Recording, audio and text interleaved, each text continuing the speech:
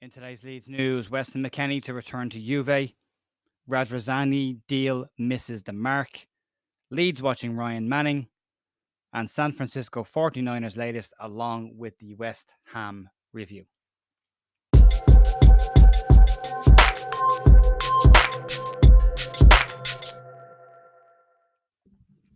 Hey folks, Jay here on the 22nd of May with your Leeds news. Not a great day, not a great day in one sense, but at least we know now. At least we know. We'll get to the review in this second half of the video. First half's going to be the news, and we'll try and get through this as quick as we can. The review of the game really isn't the review of the game. It's more of a review of the mess Leeds have found themselves in. So let's crack on. Let's get through this and we'll talk about that in a minute. Okay, so we'll start off with Weston McKennie. And according to UVFC.com, they are saying that any hope of Weston McKennie staying at Leeds United is now gone. What they're saying is outside of the deal that is currently in place, which says Leeds have an obligation or an option to buy Weston McKennie should they maintain their Premier League status, which now looks very, very unlikely. They're also saying that McKennie and Leeds are not on the same page when it comes to the agreement. They say that McKennie was interested in extending his time at Leeds, but now not so much, and Leeds are in the same bracket as well. What McKennie's camp are saying that promises are broken pretty early on in the loan deal, and from Leeds' perspective, they're not looking at retaining a player for that amount of money in a division where they're not going to be able to afford it. So there's that there as well. They're also saying that the new Juventus manager wants to have a look at McKennie as well when he returns to the club, and they're saying there are Premier League clubs who are interested in them as well, but not the Arsenals and Aston Villas that we saw before. It's now looking like the likes of Brighton are keen on the player as well, which we mentioned last week. Let's move on. Let's talk about RADRIZZANI. And according to Il Secolo last week, RADRIZZANI was making a move to try and purchase Sampdoria.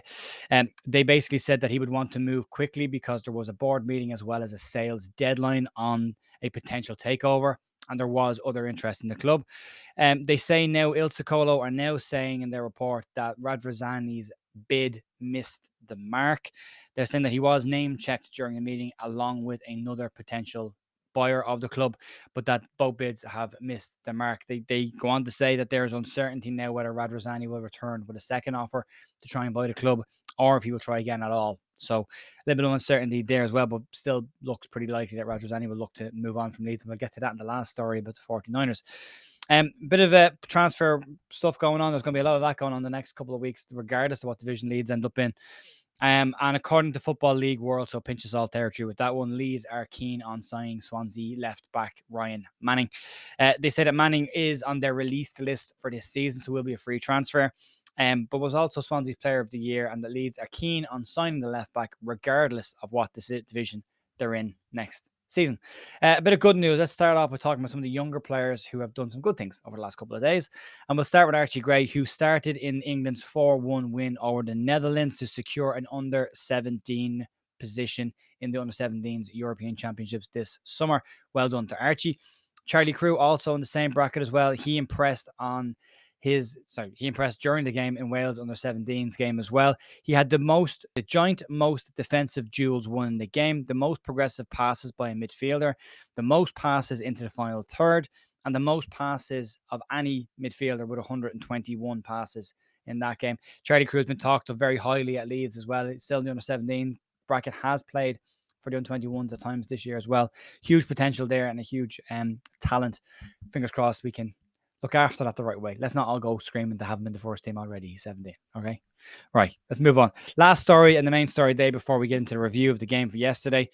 And we're talking about the 49ers, which will come up an awful lot over the next couple of weeks, I would imagine, as Leeds try and sort out what's going on behind the scenes. And according to The Athletic, talks between RADRIZZANI and the 49ers have intensified last week. The claim that the 49ers are keen on taking a majority stake in Leeds, even if Leeds go into the championship next season.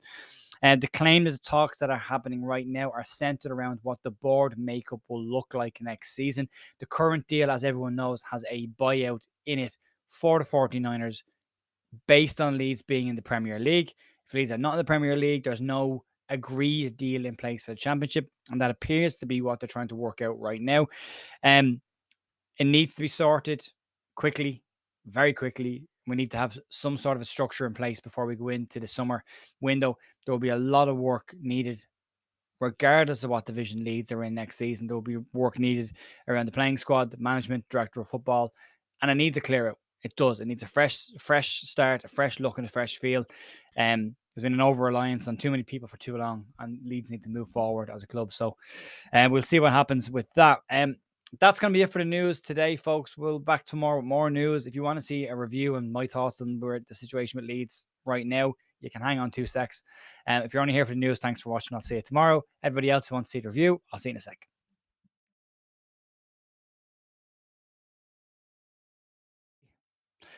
Okay, let's talk about the West Ham game. And we're not pretty much not going to talk about the game because the game ended up being, a non-event for Leeds. But if you look at the start of the game, Leeds created 3 really good chances in the first 10 minutes when West Ham, for all intents and purposes, looked like they were asleep and looked like a team who had been on the bear since Thursday night and enjoying themselves.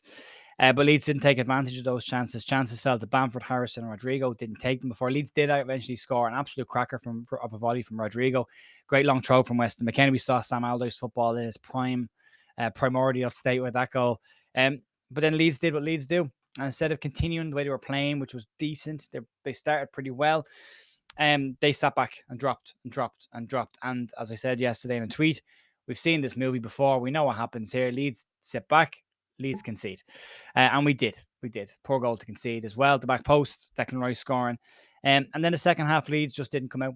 An absolute non-entity in the second half. No energy. I keep saying no fight and effort, but I don't necessarily think it's down to fight or effort. I think it's just down to lack of quality. And Allardyce pretty much said it in his press conference after the game that there's just a lack of quality at both ends of the park for Leeds, and the squad isn't good enough, which begs the question of what the hell was going on with the signings Leeds have made over the last 2 seasons. If a manager can come in and who doesn't have an invested interest in staying in the club because he's probably out of a job next week, even though he's indicated he'd like to stay, he can say what he wants. He can be really honest about things. And he's been really honest. And he's basically told us in 2 press conferences that Jorginho Rutter isn't ready for the Premier League right now. And the squad we have isn't good enough for the Premier League, which isn't a shock to us now this season. But you're told that this squad is good enough and the Leeds are, building on a European push in the 3rd year, which hasn't happened either.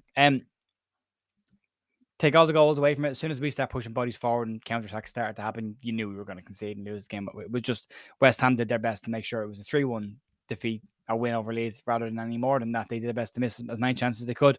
Only positive take out of the game for me, Rasmus Christensen is a better centre back than he is a right back. Rodrigo worked hard again, has a foot injury. Leeds don't take him off to bring on Jorginho Rutter because Sam Allardyce doesn't think he's ready. So he plays with an injury. So Allardyce is saying that Rodrigo injured is still a better striker than £35 million worth of Jorginho Rutter. We've just got all the big ones wrong this year, haven't we? All the big signings we've got wrong. Every single one of them. And it's in hindsight because at the time we signed the players, we were all pretty excited about it. But just falling apart. And then if you look at the comments after the game, Luke Ayling especially made a very good point. And I'm not going to get into digging out players, and I'm asking people who are on this channel as well to please not get into insulting individuals in the comments. Please don't. I'll just remove them if you start that. I don't want to see that kind of stuff. There's no need. This isn't a reflection. Leeds' position in the table is not a reflection on the effort or ability of the players that are in. Sorry, the effort of the players that are in the starting 11 or in the Leeds squad. Leeds are in the position we're in because the board have put together a squad that just isn't at the level of the Premier League. It's that simple. These players don't pick the team. They don't pick themselves. They get picked to go to do the job to the best of their ability. If their ability is not at a level where they can contribute to a high enough standard to get Leeds into a safe position, then that goes back to the board and back to the people who signed these players to say, you either don't know what you're looking at, you haven't done a good enough job of signing these players, and we haven't moved forward. But Ayling's comments were that teams in previous years feared us running at them and our running numbers, knowing that we could run at them for as long, as the game was being played for. And he said this year it's just not been in the legs. Now, I think Rocco sent this to me yesterday. Somebody said this on Twitter yesterday about the Ander Herrera made a similar comment when Bielsa left Bilbao, where he said that the players were just mentally and physically fatigued. But there's a couple of sides to this. There was Bielsa himself had said after 3 or 4 years, you need to change the players or you change the manager. Leeds chose to change the manager. At that time, they wheeled out Eddie Gray to toe the company line, to go in front of TalkSport and say that Bielsa's time in the club had ran its course and that it was right to change, and that, then you Jesse Marsh come out and say the players were overtrained. And then you go into a summer this year where Jesse Marsh prioritized video sessions to get his style across, which is understandable. He had a short amount of time to get his style across, so he prioritized getting the video sessions of how he wanted them to play, so he would understand how he wanted them to play. Unfortunately, something got sacrificed, and when you go from doing 3 sessions per day or double and triple sessions per day down to single sessions a day, the fitness level is going to drop off. the extra miles are not going to be in the legs, not in the tank. And then you go through 3 managers in a season with different styles of play, different styles of coaching, and it's had an impact. So again, I think the decision was right to sack Jesse. We probably waited longer than we should have, but we just from start to finish, 18 months ago, it's been a mess, absolute mess. Wrong decision after wrong decision after wrong decision has been made, and we are where we are because of that. The board have made continuous mistakes over 18 months. Wrong managers, wrong players, wrong statements. Just some of the statements that they've made, like it's not a reflection on Jesse Marsh, but he was labelled as the natural successor to Bielsa, which became very apparent very quickly that he wasn't. And we are where we are. What I said on Twitter yesterday still stands, and I'll stand by this. After next week, there will still be a club. There will still be a Leeds United. There will still be a team that needs to be supported and will be supported by fans. The people that sit in the stands will still be the same fans that sat in those seats for the last God knows how many years. They'll still be there. The players wearing the jerseys will be different next season, regardless of what happens. There'll be different players in those shirts. And the players that are in those shirts right now just aren't up to the level or the fight to keep Leeds in the Premier League. And they can say what they want, and we can get into arguments with players, and players can get into arguments with fans all they want. But at the end of the day, the jerseys they're wearing are temporarily on their backs with their names on them. They will change to somebody else pretty quickly, and somebody else will come in and take it on. It's not an indictment on the players, it's an indictment on the recruitment policy of the club. It's an indictment on where the club has gone as a direction. The models they've followed have been flawed and bad. Players they've brought in haven't been good enough or up to the level. The squad is unbalanced. We haven't fixed gaps that were obvious for every fan to see over the last 2 years. And we're in a position now where all of those chickens have come home to roost in one glorious, glorious mess of a season. And the best thing that can happen now is decisions behind the scenes need to be made rapidly.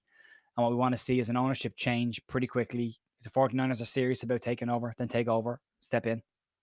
Put a director of football in place who knows what he's doing, who knows the league, who understands what's needed in this squad, and start building to come back up again. We can't rely on all the kids. It can't be a shout for, well, let's just play the kids next season. We've been down this road before. It never works.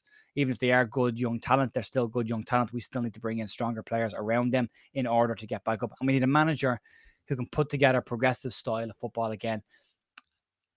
Sam had to go with it.